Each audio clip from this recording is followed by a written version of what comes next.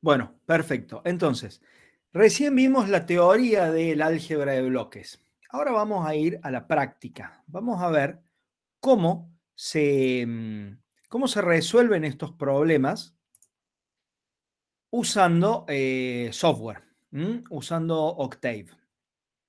Acá tenemos la guía de sistemas de control. Vamos a ir directamente a la unidad 2, representaciones matemáticas y gráficas de sistemas lineales en el tiempo continuo.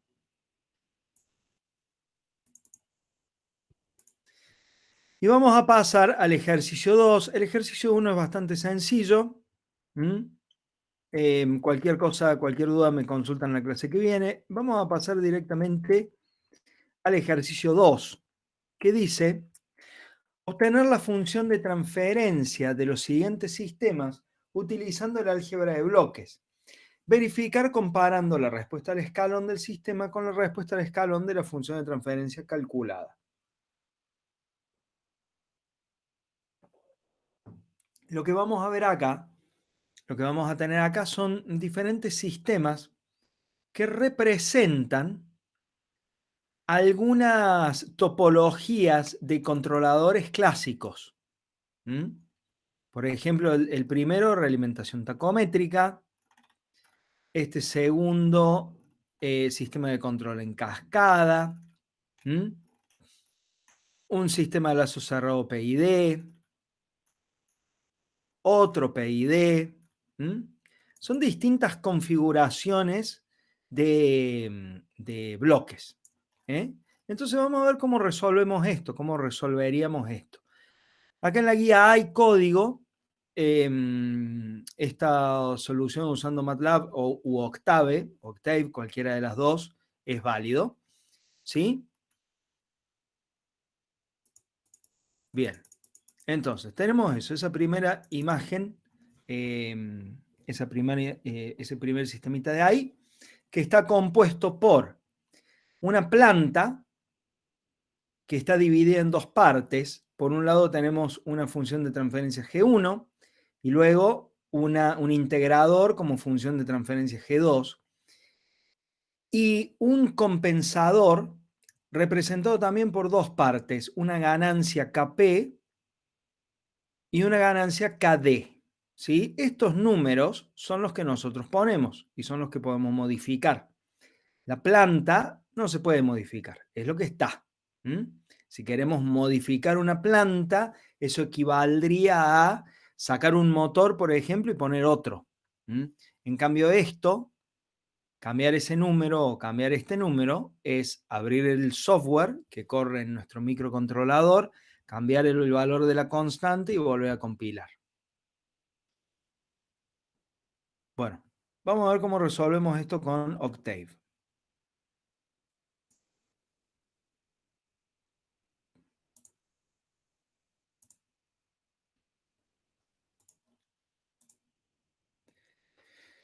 Bien.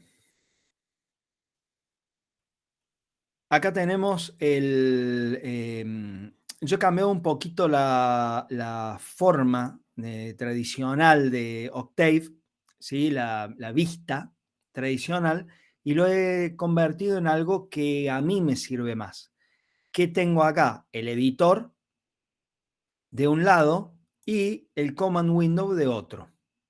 ¿Por qué? Porque por supuesto que todo lo que vamos a hacer en el editor lo podríamos hacer directamente en el command window, pero yo les recomiendo que usen el editor porque esta es la forma de que su software les quede guardado y documentado y siguiendo un orden lógico.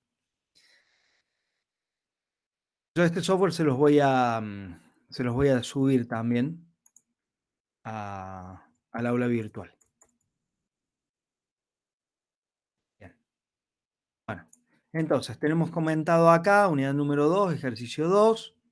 Vamos a arrancar escribiendo esto, package load control, para cargar el paquete de control.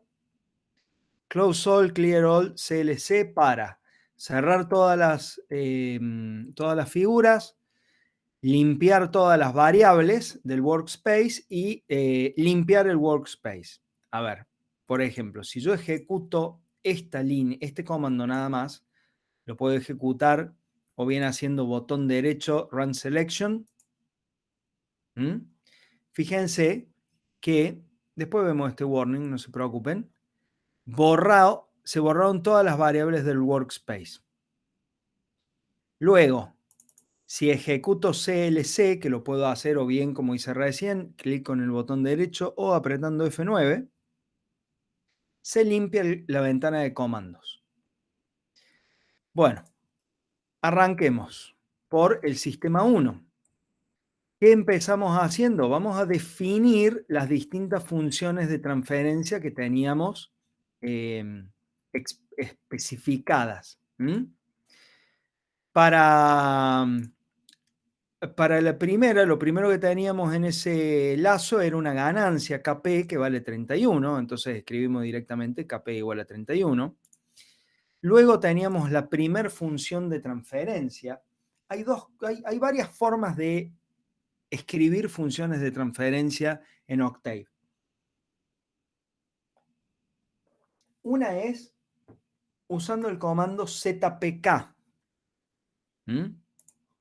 ¿Qué hacemos cuando escribimos ZPK? ZPK quiere decir ceros, polos, ganancia. Entonces, lo que vamos a hacer es abrir paréntesis y luego abrir dos grupos de corchetes separados por coma. O sea, yo lo voy a hacer ahora en el Command Window. Voy a agrandar un poco el tipo de letra. Para que se vea bien. Ok, entonces, vamos a hacer esto. G1 igual. ZPK, yo lo que normalmente hago es abro y cierro paréntesis. Y luego un grupo de corchetes para los ceros, un grupo de corchetes para los polos y luego viene la ganancia. En nuestro caso, les recuerdo, el sistema G1 valía 53 por S más 1 en el numerador. O sea, la ganancia del sistema es 53. Y ya que tiene en el numerador S más 1, eso quiere decir que tiene un 0, en menos 1. Y en el denominador, S más 10 por S más 100. Por lo tanto, este sistema tiene un polo en menos 10 y otro polo en menos 100. Menos 10, menos 100. De esa forma, definimos la función de transferencia de G1. Ese es un comando, ZPK. Para hacer G2, que era 1 sobre S, vamos a usar otro comando que se llama TF. En TF lo que vamos a escribir como argumento es el polinomio numerador separado por una coma del polinomio denominador. Acá tenemos solo dos parámetros.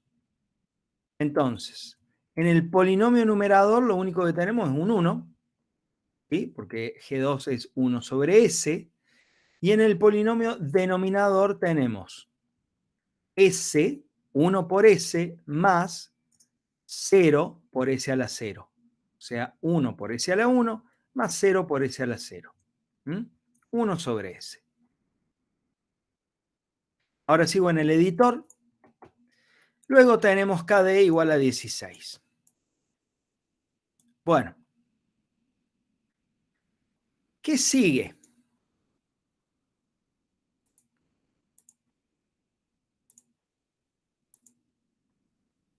Sigue esto.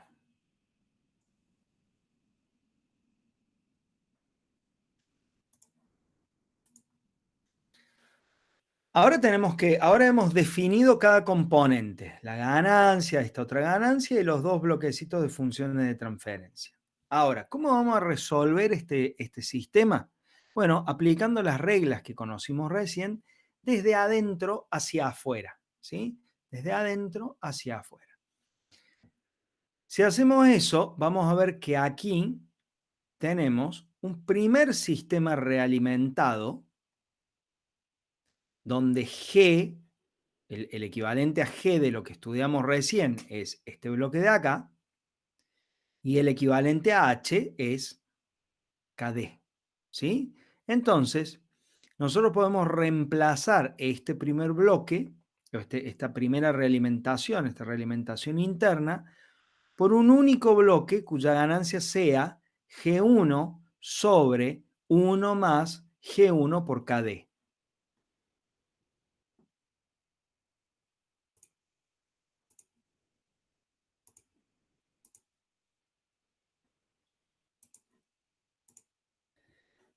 Y ahí es donde entra entonces este lazo interno.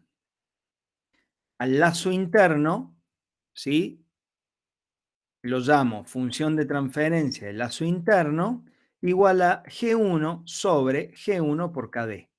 ¿Mm? Entonces yo puedo, por ejemplo, correr este pedacito de código de acá, selecciono todo, botón derecho, Run, y ahí llegué a determinar la función de transferencia del lazo interno. ¿Mm? Acá la tenemos. Fíjense que esto queda un polinomio de tercer orden en el numerador y uno de cuarto en el denominador. Solo a partir de esa función de transferencia de lazo chiquitito que teníamos ahí, ¿no? Ya tenemos un polinomio de cuarto orden. Imagínense lo que sería hacer esto a mano. Bastante pesado. Entonces, gracias a Dios, tenemos la ayuda del software. ¿Qué sigue? Bueno, sigue definir la función de transferencia de trayectoria directa o de lazo abierto.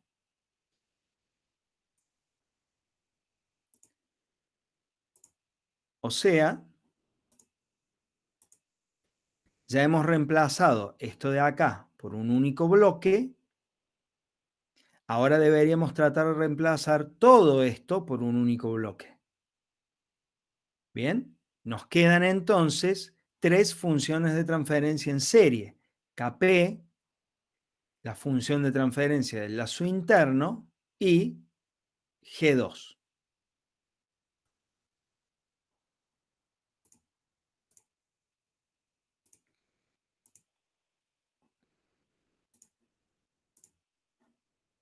Nos venimos para acá y ahora tenemos función de transferencia del lazo abierto, hemos llamado así, KP por f de t LI, que era la que calculamos recién acá, por G2. ¿Mm? Podemos seleccionar y ejecutar esta única fila de acá. ¿Sí? Ahí ya tenemos la función de transferencia de trayectoria directa, sería. Y ahora lo único que nos falta es cerrar el lazo. Para obtener la función de transferencia total. La realimentación en ese caso va a ser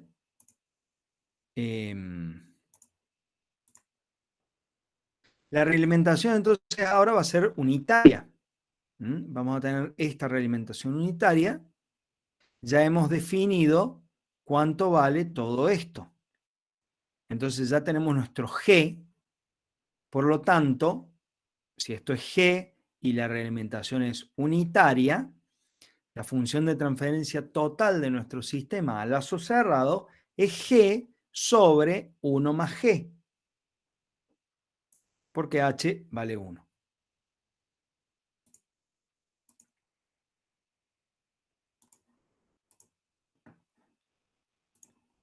Entonces, nuestra función de transferencia de lazo cerrado es la función de transferencia de lazo abierto sobre 1 más la misma función de transferencia de lazo abierto.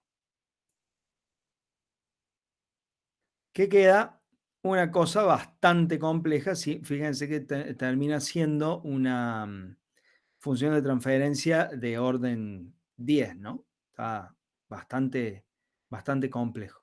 Seguramente, capaz que algún polo o algún cero se pueda cancelar de acá. Eso después habría que revisarlo.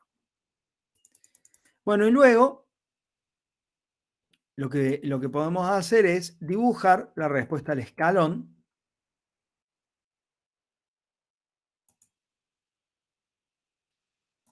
donde en esta figura, a ver si les aparece a ustedes la figura.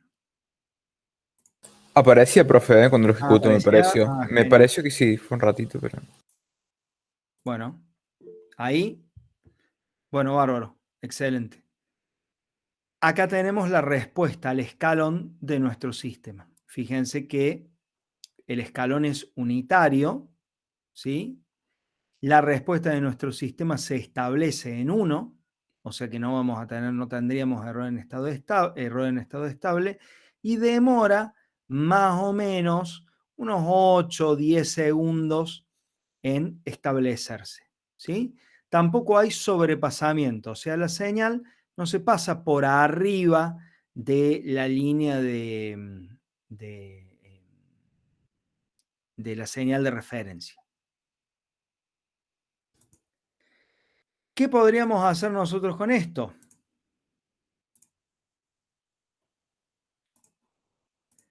Bueno, déjenme que pinte unas cosas más abajo. Con control R comentan. Y una cosa que yo suelo hacer es al final del script escribir esto, disp terminado. Esto lo que va a hacer es escribir en el command window terminado, eso para saber que ya finalizó la ejecución de mi software. Entonces, puedo correr todo esto de nuevo. Al paquete de control ya no hace falta que lo cargue. Puedo correr esto de nuevo. Y ahí tengo la respuesta de mi sistema. ¿Qué podríamos hacer acá? Bueno, acá podemos empezar a jugar y, por ejemplo, decir, bueno, ¿qué pasa si achicamos el valor de KD 10 veces? En vez de 16 lo llevamos a 1.6. ¿Por qué? Para jugar. Recordemos que la respuesta del sistema, así como está, no tiene sobrepasamiento y el tiempo de establecimiento es alrededor de 8 segundos. Vamos a llevar este valor lo vamos a hacer 10 veces más chico. ¿Por qué? Bueno, porque es uno de los valores que podemos modificar. Y fíjense ahí cómo cambió la forma de la respuesta temporal. Es más abrupta al principio, y después empieza a frenar. ¿eh? Y el tiempo de establecimiento bajó un poco, bajó un par de segundos, ¿no? Podríamos, por ejemplo, ahora aumentar el valor de KP. Voy a hacer una barbaridad, lo aumento 10 veces, a ver qué pasa. Bueno, fíjense cómo cambió ahí la respuesta temporal. Ahora tenemos un pequeño sobrepasamiento, después, bueno, no es un sobrepasamiento, es un efecto de la acción derivativa, pero un avance mucho más pronunciado y después al final se va cerrando. ¿Sí? ¿Vieron lo importante de acá? Porque ustedes todavía no tienen las herramientas como para saber qué significan estos cambios en KP y en KD. Lo importante es que vemos que sin modificar la planta, sin modificar nuestro sistema, variando simplemente las constantes que nosotros hemos visto, vamos a poner en software, modificamos la respuesta temporal. Y eso es muy importante y ese es el corazón de esta materia.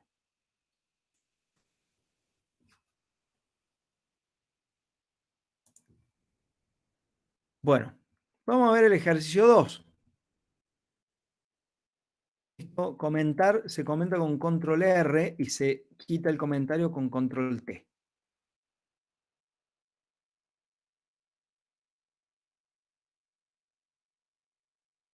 Vamos a el segundo sistema y acá vamos a aplicar otra forma de definir las funciones de transferencia que puede ser un poco más amigable.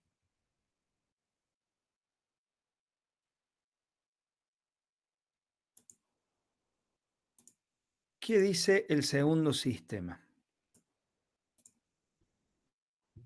Bueno, en la guía de trabajos prácticos ustedes van a encontrar un código muy similar, que también funciona. Lo que no les va a dar a los que usen Octave es feedback. Este comando no existe en Octave, pero lo solucionan haciendo G sobre 1 más G por H. Bien, veamos acá. Acá tenemos otro tipo de... En el sistema 2 tenemos otra configuración de controladores donde la planta está dividida en dos, G1 y G2, donde una de las partes es mucho más rápida que la otra. Eso ya lo vamos a ver más adelante. Y acá se usa una técnica de control que se llama control en cascada. Se realimenta una parte de la señal para actuar rápidamente con un controlador sencillo y luego se cierra el lazo completo con un controlador un poco más complejo llamado, en este caso tenemos acá un controlador proporcional y acá un controlador de tipo PI.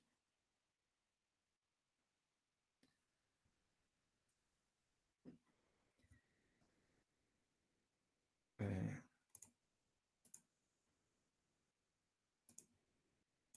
Bien, entonces, otra forma de escribir funciones de transferencia es definir el operador de Laplace S como TF, abro paréntesis, abro comillas, S. Cuando nosotros hacemos eso, estamos definiendo el operador de Laplace, digamos. Entonces después podemos escribir directamente, sin tener que usar TF o ZPK, podemos escribir directamente PI igual a S más 1 sobre S.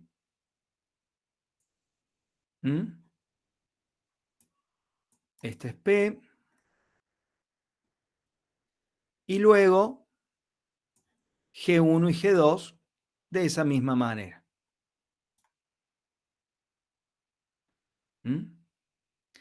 Bueno, yo este código se los voy a pasar, así que no vamos a entrar demasiado en detalle sobre esta parte. En esencia, acá también teníamos un lazo interno formado por el compensador proporcional y G1. Por lo tanto, ese lazo interno, su función de transferencia será P por G1 sobre 1 más P por G1. Lo corremos. Luego teníamos un lazo, una función de transferencia de trayectoria directa o de lazo abierto, compuesta por el compensador PI, la función de transferencia que acabamos de calcular del lazo interno y finalmente G2, la determinamos acá. Y por último, la función de transferencia del lazo cerrado, como nuevamente la realimentación es unitaria, la escribimos como función de transferencia del lazo abierto sobre 1 más función de transferencia del lazo abierto. Ejecutamos. Eso es lo que nos queda como función de transferencia. Y finalmente podemos hacer step de esta función de transferencia del lazo cerrado. Y ese último comando, ese último parámetro, perdón, del step, es para que solamente grafique durante 10 segundos. Si yo le cambio esto, si pongo, por ejemplo, 50 ahí, ahora va a graficar por 50 segundos. Ahora, ¿qué pasa acá? Acá podemos ver que la salida del sistema se divide en dos partes. Hay una parte donde la salida cambia, parte de cero y se mueve, tiene un sobrepasamiento, se establece ahí y ahí queda en un valor planchado. Esta primera parte se llama respuesta transitoria. Acá la señal varía, pero una vez que el sistema se estableció, ya se queda planchado. Entonces, toda esta parte de la gráfica no me da información adicional. ¿sí? No tiene sentido graficar esto, porque yo podría acá graficar 100 segundos y nada va a pasar. ¿Mm? Toda esta información es superflua. ¿Qué me interesa? ¿Qué pasó acá? ¿Qué pasó en el transitorio? Eso es lo que lo que quiero ver realmente. Es por eso que acá le dije, mira, gráfica solamente 10 segundos y podríamos decirle, Octave, gráfica solo 8. ¿Mm? Entonces acá podemos ver qué está ocurriendo, ¿eh? Cómo la gráfica se levanta para luego bajar y establecerse. ¿Eh?